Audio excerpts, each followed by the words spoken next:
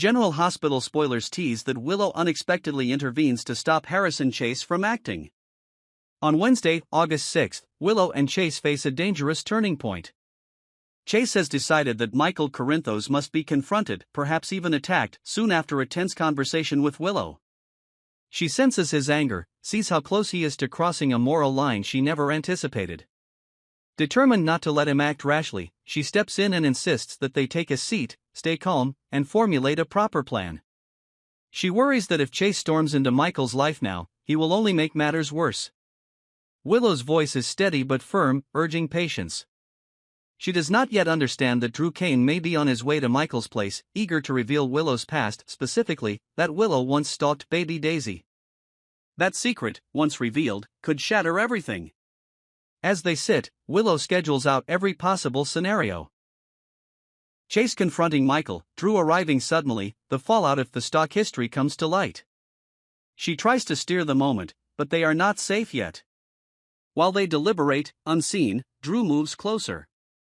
The tension builds. Willow doesn't know yet that Drew might interrupt their strategy session by showing up offering a confession or accusation.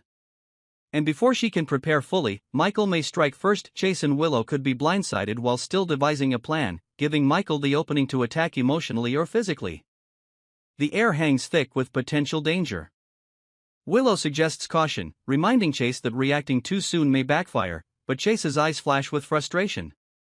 He wants justice for Michael, and now his sense of betrayal burns hot enough it might override reason. Under Willow's urging, Chase sits down at the kitchen table. She maps out a timeline, even assigns roles. Yet in the same breath she wonders. What if Michael shows up before this plan is fully formed? Meanwhile, Nina Reeves is on a collision course with Discovery. She is about to hear something that will shock her to the core. Recent speculation suggests Nina will overhear a private conversation, possibly between Drew and Michael, or perhaps between entirely different parties. In any case, the shock will leave her scrambling. She has always valued control and independence. This intrusion into someone else's secret crosses a boundary she rarely tolerates. When she realizes what she has heard, Nina decides she must warn Willow. She knows Willow needs a heads-up to prepare her own response before the truth inevitably leaks. The moment when Nina hears the confidential exchange will hit her suddenly. Maybe she's casually passing a room and picks up whispered voices. For a heartbeat she freezes, heart pounding as she absorbs the words. She pieces together that Drew may expose Willow's past surveillance of baby Daisy. Nina's pulse rises. Though she isn't directly involved in Willow's secret, she understands how explosive the revelation could be, not only for Willow's standing in Port Charles, but for all connected relationships. Nina doesn't delay, she hustles to find Willow, desperation in her eyes, urgently relaying what she overheard. Willow's reaction is immediate alarm. The plan they have been crafting now seems too late.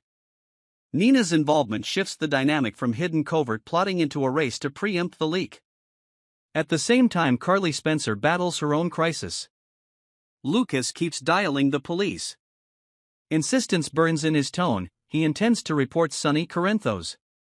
He believes Sonny must be exposed, especially for the alleged kidnapping of Marco Rios. Carly scrambles to stop him. She confronts Lucas, voice trembling between fury and fear. He refuses to back down. He's convinced that justice requires official intervention. For Carly, that path spells ruin. She knows Lucas is marching toward a path lined with threat and danger, potentially even death. Sonny Corinthos, with his empire and ruthlessness, does not tolerate betrayal. Carly pleads, then lashes out physically in desperation. She strikes him, demanding he drop the phone. They fight in tight quarters, the tension crackling. Carly's face glistens with sweat and tears. She knows this is a turning point. If Lucas follows through, he may provoke Sonny into retaliation. Carly reminds him how dangerous it is. Insistence may cost Lucas everything. She begs, let the Marco Rios situation go, bury it. She argues that Marco himself stood in front of Lucas, prevented worse action. Marco saved him. Thus she reasons it's better to let that matter sink. Lucas hesitates, torn between moral conviction and practical survival. But the phone is still in his hand. Carly's fear sharpens. The call could go through any second, summoning law enforcement into their perilous lives. In another corner of Port Charles, Justine contentedly steps into a new chapter. She has made her move towards Sonny, embracing him not as a foe but as a man she truly cares for. The transformation surprises those who know their history. Once sworn enemies, Justine and Sonny have, in an unlikely twist, become lovers. Justine approaches him with a soft courage in her eyes. She opens her heart, fully aware of the scandal such a union stirs in the community. Jason Morgan, watching from nearby, feels something shift. He sees Sonny and Justine together and senses a real happiness between them. It feels impossible, even forbidden. They were on opposite sides, yet they've managed to rewrite their histories.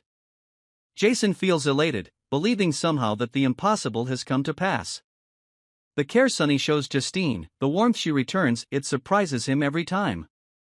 Their connection feels true, earned, irreversibly changed. They walk through the Courtemain mansion garden, hand in hand under fading light, while Jason lingers, admiration warming his heart. He smiles gently, relieved. The tension between past and present has eased, two adversaries now find solace in each other. Jason senses that this volatile bond might just endure. Meanwhile, Michael Corinthos wrestles with burdens of the heart and family. During a conversation with Dante Falconeri, he reveals how much he misses Daisy. Michael shares how the walls of Faison-controlled trauma still echo inside him, but these days, his longing is softer. He longs to reunite with daughter Daisy and see her smile again. "I remember her scent," he says quietly, the vulnerability raw. Dante listens, concerned, recognizing how deeply separation has carved into Michael's soul. They also discuss Dante's own family turbulence. Dante confesses that his two sons, Gio and Rocco, have been keeping distance. They know too much about Dante's past mistakes, and anger simmers. They've been avoiding him, refusing his calls. Dante's frustration surfaces, he feels powerless to bridge the gap. Michael empathizes, speaking from his own fatherhood wounds. He encourages Dante to keep trying. Dante admits the truth hurts. Gio and Rocco are angry, feeling betrayed by his past choices. Michael gives Dante firm reassurance, healing takes time. They find common ground in their paternal struggle. The conversation ends with quiet resolve. Both men vow to fight for their children's love despite the scars. In the haze of loss and betrayal, they align as brothers in arms, determined to build forward. All these threads form a tense tapestry across Port Charles.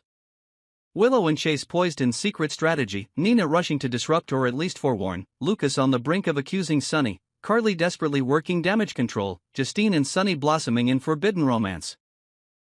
Michael leaning on Dante while wrestling with fatherly longing, Dante dealing with sons who refuse to face him. The city pulses with converging conflicts. Alliances shift unpredictably. Loyalties hang by threads. Plans made in whispers risk collapse by sudden revelation. As night deepens, so does suspense. The coming hours could mark turning points. Chase's immediate confrontation versus glacial exposure by Drew. Nina's warning before chaos erupts. Lucas's call hanging in the balance. Michael's peace of mind teetering on reconnection or devastation. Dante's fragile grip on his son's wavering. Meanwhile, the love story of Sonny and Justine continues to defy expectation. Port Charles prepares for a cascade of consequences, each secret waiting to ignite. Every character stands at the edge of action, uncertainty crackling like static between them. As tensions boil across Port Charles, each storyline spirals deeper into conflict, betrayal, and uncertain alliances. Michael Corinthos, already teetering on the edge from the pressure of protecting his family and managing the fallout of past decisions, begins to sense something is off. Drew Cain has not returned his calls, and that alone is cause for concern. But it's more than that. Michael's instincts tell him there's a shift happening beneath the surface, and he suspects Willow and Chase may be hiding something. He decides to take matters into his own hands. Michael arranges to meet with Drew directly, hoping to get clarity on his intentions. What he doesn't expect is to arrive just moments after Nina has left, frazzled, rattled, and in possession of a dangerous truth. Michael enters the room and finds Drew deep in thought, clearly weighing the consequences of a revelation. Drew finally confesses he's discovered Willow's secret surveillance of Daisy and believes it's time Michael knew the truth. Michael is blindsided. His face hardens not just with anger, but with disbelief. The woman he once trusted implicitly has apparently been keeping tabs on his daughter without his consent. As Michael digests this betrayal, his thoughts flash to Harrison Chase. If Willow kept this secret, what else has she been hiding? Could Chase be involved in a deeper manipulation? Rage builds in Michael's chest. He doesn't wait. Without consulting anyone, he heads straight for Willow and Chase's apartment, convinced a confrontation is the only way forward. But when he bursts through the door, he finds Willow and Chase not plotting but panicking because Nina had already gotten to them. Willow stands, pale and shaky, knowing what's coming. Chase instinctively positions himself in front of her, prepared for a fight. The scene turns explosive. Michael's voice trembles with accusation. "You watched my daughter," he demands. Willow stammers, trying to explain that it was never meant to be harmful. She wanted to feel close to Daisy. She missed her. It wasn't stalking, she insists. It was grief. But Michael isn't moved. Chase steps forward, tells Michael to back off. Michael, fists clenched, snaps. Words fly. Chase warns him not to make it physical, but Michael, overwhelmed by betrayal, throws a punch. The scuffle is brief but violent. Willow screams for them to stop. Blood stains Chase's lip. Michael breathes heavily, glaring, before storming out. Nina, meanwhile, is tormented by what she's done. After tipping off Willow, she hoped to prevent an explosion, but instead she's made things worse. She wanders into the Metro court, replaying the overheard conversation in her mind. She wonders if she made a mistake by getting involved at all. But it's too late. The secret's out. Now, she fears Michael might retaliate in ways none of them expect. She considers warning Carly, then thinks better of it. Carly's already holding back a storm of her own. At the Spencer house, the mood is raw and dangerous. Lucas stands alone in the living room, still holding his phone, his finger trembling just above the screen. Carly paces like a wild animal, eyes filled with fury. She demands he hand her the phone. "You don't understand what Sonny's capable of," she says through gritted teeth. "You think you're doing the right thing, but all you're doing is putting a target on your back." Lucas refuses to back down. "Then let him come for me," he says. "I'm done watching him ruin people's lives without consequences." Carly snaps. She lunges at Lucas again, this time not out of fear, but out of fury. They struggle physically. A picture frame crashes to the ground. Lucas finally shouts, "Marco tried to help me. He told me the truth. Sonny still kidnapped him, he needs to pay." Carly stops cold. Her chest rises and falls, but something changes in her face. She realizes Lucas isn't just acting on impulse. Marco Rios may have confessed something that even she didn't know. But Carly still refuses to let this become public. "Marco is gone," she says. "That part of the story's over. You bring this into the open, you'll be next." As Carly and Lucas remain locked in their power struggle, Justine and Sonny are basking in their unexpected bond. Justine hasn't felt this safe in years. With Sonny, she's found something more than adrenaline and chaos, she's found a strange peace. She opens up about her fears, about her doubts, and Sonny listens, something she never expected.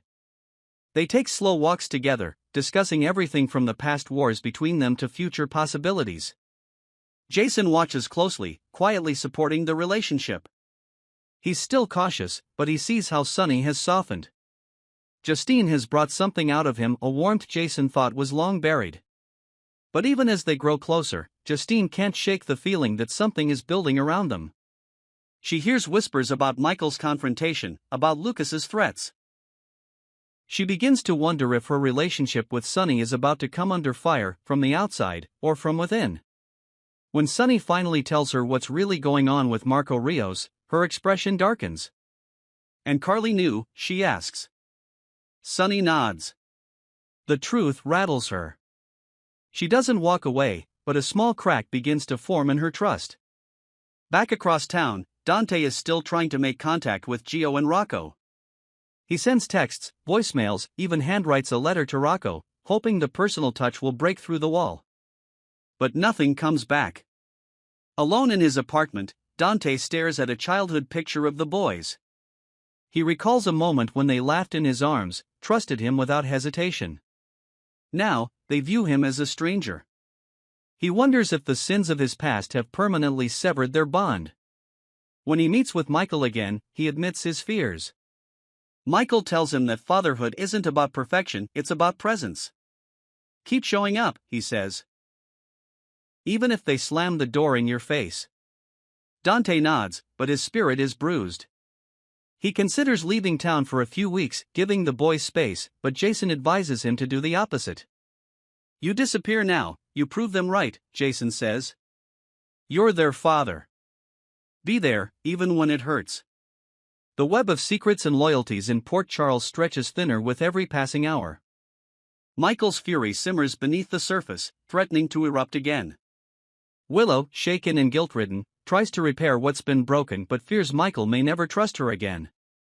Chase nurses his wounds in silence, unsure whether defending Willow was enough. Nina finds herself isolated again, as those she tried to help now blame her for lighting the fuse.